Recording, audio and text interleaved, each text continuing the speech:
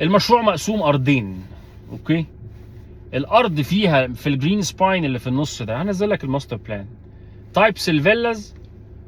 وتعالى ندخل بقى تو ديتيلز على طول بقى، يلا. تايب ال1 ستوري فيلا رير، هو وحد تاني بس في مستقبل سيتي اللي عامله، اتفقنا كده؟ ليه 1 ستوري فيلا اصلا؟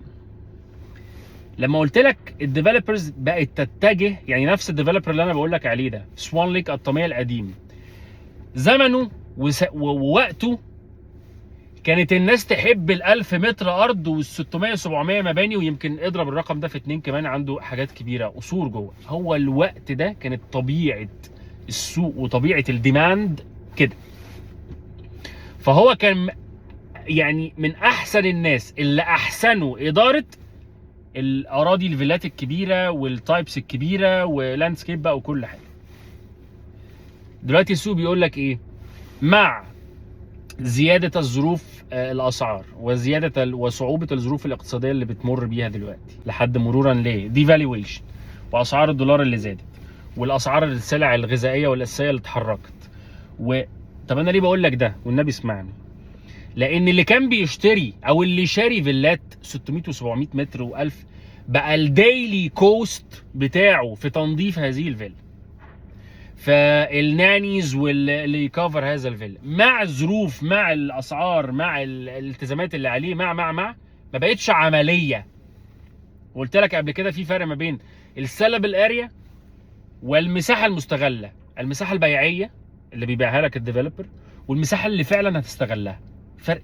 ودي مهمه جدا انت لازم تبص عليها. فالمساحه اللي هستغلها ابتدت الناس دلوقتي، خلي بالك تايب ال1 ستوري فيلا ده بالنسبه لي انا، يعني والدي ووالدتي عايزين يعيشوا في 1 فلور فيلا، مش عايز يطلع سلم سنا وصحيا، ويبقى في فوق وفي تحت وفي حاجات فوق وحاجات تحت، 1 ستوري فيلا. هل معنى كده ان مفيش روف ديك فوق او مفيش قاعده في التراس فوق؟ التايب مبهر.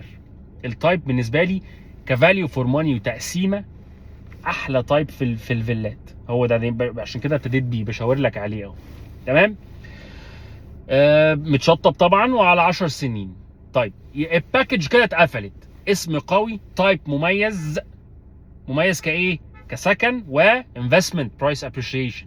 ما انا قلت لك ليه تايب نادر؟ لان مش موجود كتير، لا في مشروع بارك سنترال ولا في المدينه اللي انت فيها. مين الكومبيتيتور؟ سودك ايست فيل، اما هو ما عندوش 1 ستوري فيلا، عنده ايربن فيلا تاون توين هاوس، يعني ما عندوش التايب ده. طيب يبقى انا تميزت بحاجه اهو، حلو قوي. يبقى ده برشحه كاول حاجه في الفيلات. البادجت بتاعته لطيفه، انت بتتكلم في 32 33 34 مليون ستارتنج برايس، وعنده 3 مساحات لل1 ستوري فيلا. والتايب ده كمان ريكومندد ليه؟ حد في الاربعينات، حد في السن ده وبيحب التايب ده. فانت فهمت التايب ده نازل ليه وبيكوميونيكيت معاك ليه واهميته كانفستمنت ايه. التوين هاوس والتاون هاوس خلي بالك، لان في مساحتين بتقسيمتين هنزلها لك دلوقتي. اهو في تاون هاوس الريسبشن بتاعه باصص على الفرونت يارد بتاعه الفيلا، يعني مدخلك للبيت، مش باصص على الباك يارد اللي هي الجنينه، وحاطط في الباك يارد المطبخ وحمام الضيوف والكلام ده.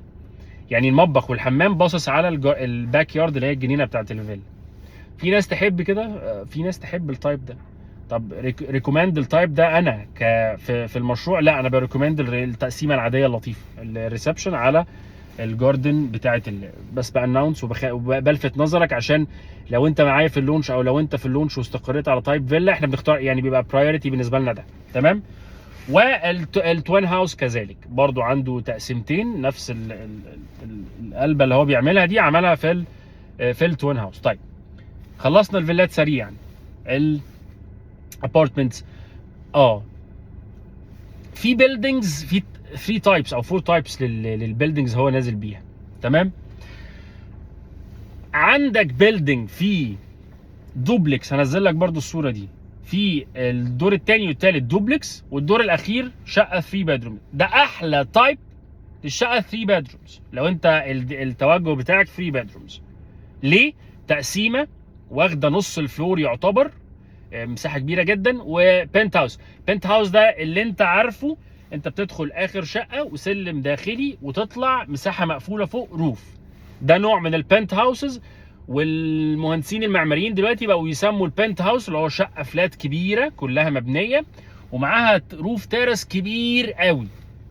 ده مش روف مش بلكونه عاديه، ده بلكونه كبيره قوي، فبقوا يسموه برضو البنت هاوس. فالتايب ده مساحته حلوه جدا، تقسيمته حلوه جدا، وعامل برايفسي كده زي ما قلت لك، يمين ريسبشن ودايننج وشمالك الاوضه النوم كلها، واوضه النوم كلها او معظمها على الفيو. انت طبعا واخد اعلى بريميوم للفيو اللي قدامك ده. طيب يبقى ادي 3 بيدرومز خلصنا منها. في تايبس ثانيه، طبعا في تايبس ثانيه وهتبقى لطيفه برضو وارخص في السعر. انا مش بجيب لك اول واحد عشان ده اغلى واحد، هو اغلى واحد عشان هو البرايم، عشان انا قلت لك في بدايه الفيديو برايم لوكيشن وبرايم تايب، فده احلى واحد وجهه نظري، يعني ده من وجهه نظري.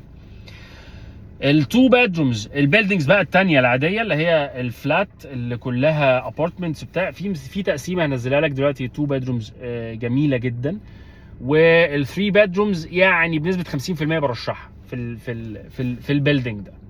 هنزلهم لك دلوقتي عشان تعيش معايا. الابارتمنتس انت بتتكلم 2 بيدرومز او 3 بيدرومز بتتكلم متشطبه، والتشطيب هنزل لك الفينشنج سبيكس واللي بيلتزموا بيها كبار المطورين، مش بيقولها لك كده وخلاص ويعمل لك فرز تاني ولا فرز تالت والكلام اللطيف ده.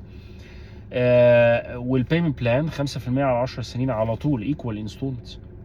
يبقى انا بعد الشرح ده كله هات لي حاجه في البادجت دي 10 الى 11 12 مليون 2 بيدرومز، صادق الناحيه الثانيه 14 ونص 16 الى 16 مليون البرايم لوكيشن.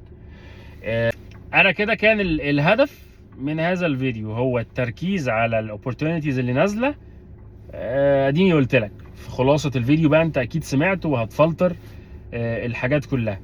وبارك سنترال يستحق ان انا اكلم حضرتك عليه ككومباريزن نازل وحدث نازل دلوقتي، لان البيج نيمز زي ما قلت لك بعد اللونش بيزودها من 5 الى 10%، وارد 5% ده الاكيد، بس ما انت كسبان 5%، ليه تروح تشتري عقار بعد كده وهو غالي؟ ما تكسبهم انت، يعني يبقوا في فلوسك انت الزياده 5%. ايوه يعني لو كسبت هبيع؟ لا مش هتعرف تبيع برضه، لا طبيعه مستقبل سيتي بتقول كده ولا ديستنيشن بتقول كده ولا اي حاجه بتقول كده. من 4-5 سنين لو انت بتفكر في بيع هذا العقار تمام. لما العنصر البشري يكتر هناك، بص الجمله دي والنبي ركز فيها. ايه معنى كلمه ترافيك؟ ترافيك مقسومه الى خدمات وبشر.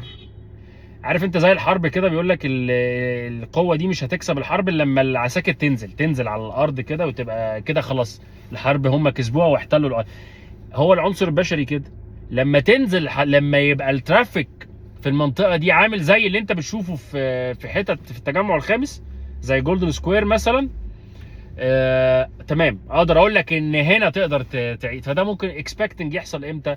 للديستنيشن بتاعت مستقبل الامل دي. انا بكلمك برضو في جنبك مدينتي مرحله بريفادو، وفي جنبك سراي عامله نسبه اشغال شويه في المنطقه، وفي فبكلمك يعني 4-5 سنين بنتوقع ان العنصر البشري هيكتر جدا. الخدمات دلوقتي ابتدت الحته دي المنطقه دي تبقى داخله على الخدمات. انت بتسمع كلام الناس ومش مصدق اللي انا بقوله ده، انزل خد عربيتك وانزل، يعني خد عربيتك وانزل. المنطقه دي ابتدى يبقى ليها معالم شويه، اوكي، عكس ما كانت صحراء من 3-4 سنين صحراء يعني. انما دلوقتي ابتدى الشكل يبان، اوكي. ومبدا من مبادئ الانفستمنت انت بتشتري في الوقت ده، ما تروحش تشتري في جولدن سكوير منطقه خلاص ماتيور ساتيوريتد للبرايس وتروح تقول لي ده انفستمنت، تروح اشتري في منطقه خلاص وصلت لبيك واعلى اسعار المشروع للمنطقه بتاعتها.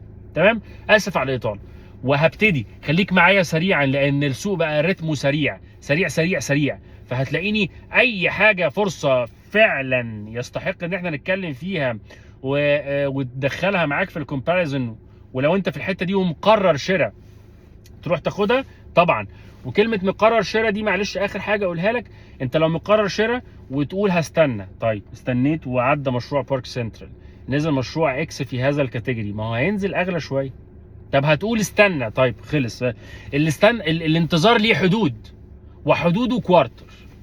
لو عايز نلخصها 3 شهور. 3 شهور دي فتره زمنيه بيتغير فيها شكل الاسعار شويه في الديفلوبر نفسه اللي بيبيع السعر من 3 شهور فاتوا وفي اللي نازل بعد كده.